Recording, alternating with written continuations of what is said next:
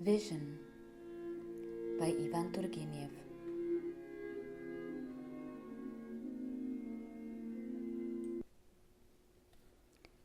I could not sleep, and in vain turned from one side of my bed to the other. The devil take turning tables, thought I, unstringing one's nerves. However, I had just begun to drop off when I thought I heard a chord sound near me. With a sad and tender note, I raised my head. The moon appeared at the moment, and its rays touched my face. The inlaid floor of my chamber, in the part lighted by the moon, was white as chalk. The note sounded again, and this time more distinctly. I raised myself on my elbow. My heart throbbed. 1 minute passed, and another. Somewhere in the distance a cock crowed, and another answered from farther away. My head fell back on the pillow. "Am I well?" said I to myself. "When will this tingling in my ears end?" At last, I slept, or I thought I slept. I had strange dreams. I was astonished to find myself lying down in my chamber in my bed, without being able to close my eyes. Again, the same sound. I turned again. The moonlight on the floor began gently to collect, to take a form. It raised itself. Right before me, transparent as mist, rose the white figure of a woman. "Who is there?" asked I with an effort. "It is I. I come to see you," said a voice, slight as the rustle of leafage. "To see me? Who are you?" "Come at night to the corner of the wood, under the old oak. I will be there." I wished to see the features of this mysterious figure, and involuntarily trembled. I felt numbed with cold. I was no longer lying down, but was seated on my bed. And where I thought I had seen a phantom was nothing but a white ray of the moon stretching along the floor. The day passed slowly. I tried to read, to work. Nothing would do. Night came at last, and my heart beat with the expectation of some occurrence. I lay down and turned my face to the wall. "Why didn't you come?" murmured a small voice, weak but distinct, and quite close to me in my chamber. It was she, the same phantom, with her calm eyes, calm face, and look full of sadness. "Come," murmured she again. "I will come," said I, not without terror. The phantom appeared to make a movement toward my bed. It wavered. Its form became confused and disturbed like mist. After a second, nothing remained but the white moonlight on the polished floor. I passed all the following day in a state of great agitation. At supper, I drank nearly the whole of a bottle of wine. Once I went out on the doorstep, but came in almost immediately and threw myself on the bed. My pulse beat forcibly. Once more the trembling chord sounded. I shuddered and dared not look. All at once it seemed to me that someone, placing hands on my shoulders behind, murmured in my ear, "Come." Come, come. I trembled, raised myself in bed, and answered with a deep sigh, I'm here. The white form was there, bending over my pillow. It smiled gently and at once disappeared. I had been able, however, to glance at the face, which seemed to me one I had seen before. But where and when? I got up late and did nothing but walk about the fields all day. I went near the old oak at the border of the wood and examined carefully all about. Toward evening, I sat down near the window of my study, and my old housekeeper brought me a cup of tea, but I did not touch it. I could come to no resolution, and I asked myself if I was not going mad. The sun was sinking without a cloud in the heavens, when all at once the landscape took a hue of almost supernatural purple, under which shining tint foliage and grass were motionless and seemed almost turned to stone. This luster and immobility, the luminous distinctness of all the outlines, and the sullen silence presented a contrast strange and inexplicable.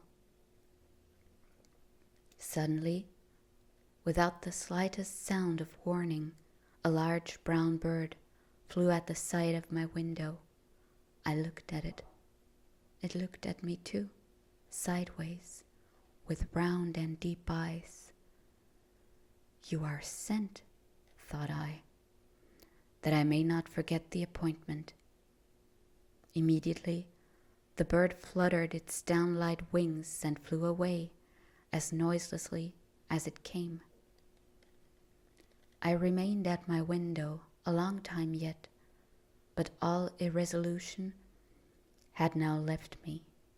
I felt drawn into a magic circle, as a boat is inevitably borne by rapids to the cataract over which it is lost. So I, in the hands of a secret power, felt resistance to be useless. I roused myself at last. The purple color of the landscape had disappeared. Its brilliant hues had become somber, soon to pass into darkness. The magic stillness was gone too. A light wind rose, and the moon shone brilliantly in the blue heavens. Under its cold rays, the leaves of the trees quivered, now black, now silver. My housekeeper came in with a lighted wax candle, but a gust from the window put it out. I rose hastily, drew my hat over my eyes, and took long strides toward the part of the wood where stood the old oak. Many years ago, this oak had been struck by lightning, and the top of it was broken and dead. But there was life to last for ages in the rest of the tree. As I approached, a small cloud passed before the moon, and under the thick foliage of the oak it was very gloomy. At first, I saw nothing extraordinary, but looking round, my heart suddenly ceased to beat. I perceived a white figure motionless near a bush between the oak and the wood. My hair stood on end, and I could hardly breathe, but I advanced towards the wood. It was indeed she, the lady of the nightly visits. As soon as I got near her, the moon came from behind the obscuring cloud. The phantom seemed to see me, to be formed of a milky white, half-transparent mist. Through her face and behind her head, I could see a briar swayed by the wind. Eyes and hair, however, were of a darker tone. As she held her hands crossed, one over the other, I could see too that on one of her fingers she had a ring of pale and brilliant gold. I stopped at 2 paces before her and tried to speak, but my voice sank in my throat. It was not, however, precisely a sensation of terror that I felt. She turned her eyes upon me. Her look expressed neither sadness nor gaiety, nothing but solemn attention. I waited for her to speak, but she remained mute and motionless, fixing on me a dead steady look. "Here I am," cried I with supreme effort at last. My voice sounded dull and hoarse. "I love you," answered her small voice. "You love me?" cried I, stupefied. "Give yourself to me," murmured she.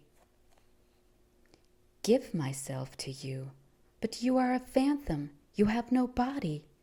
All my ideas were upset. "Who are you?" "A vapor, a mist, a form of the air." "Give myself to you. First tell me who you are. Have you lived on the earth? Where do you come from?" "Give yourself to me. I will do you no harm. Say only these 2 words. Take me." Amazed, I looked at her. What does she say to me? What does it all mean, thought I. Shall I venture?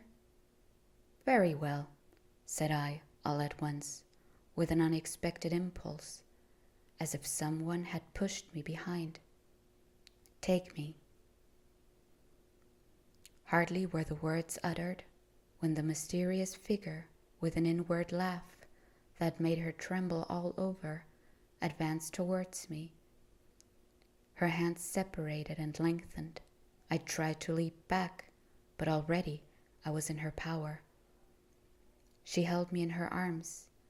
My body was lifted about 1 foot above the earth, and we flew with gentle speed over the motionless grass. My head was giddy, and at first I involuntarily closed my eyes. When I opened them, a moment after we were still flying, and already my wood was out of sight. A vast plain with dark patches extended beneath us. I was astounded to perceive that we were at a prodigious height. "I am in the power of the devil." This thought struck me like a thunderbolt. Until then, the idea of diabolic power, of my possible perdition, had not presented itself to my mind. In the meantime, we flew on, and it seemed to me that we got higher and higher. "Where are you taking me?" said I at last. "Where you will," said my companion, straining me more closely in her arms. Her face touched mine, and yet I could hardly feel the contact. "Put me on the earth again. I feel uneasy at this height." "Very well, but shut your eyes and do not breathe." I obeyed, and all at once it seemed to me that I fell like a stone. The wind drew up my hair. When I could recover breath, I saw that we flew slowly above the earth, grazing the stalks of the highest herbage. "Set me down here," said I to her. "What a notion, flying! I'm not a bird." "I thought you would like it. We never do anything else." "You? But who are you?" No answer. "You dare not say." A plaintive sound, like the one that awakened me the first night, trembled in my ears, and still we flew near the earth in the humid atmosphere. Set me on the earth then, I said to her. She bowed her head in sign of obedience, and I found myself on my feet. She remained standing before me, and again her hands joined in an attitude of expectation. I began to gain confidence and set myself to regard her attentively. As at first, her expression seemed to me to be that of sad resignation. "Where are we?" I asked her, for I did not recognize the district wherein we had stopped. "Far from your home, but we can be there in a moment." "How? Trust myself to you again?" "I have done you no harm, and will not do you any. We will fly together till daybreak, that's all. Wherever your thought goes in all the lands of the earth, I can carry you. Give yourself to me. Say again, take me." "Well, take me." Her arms entwined mine. I was lifted above the earth, and we began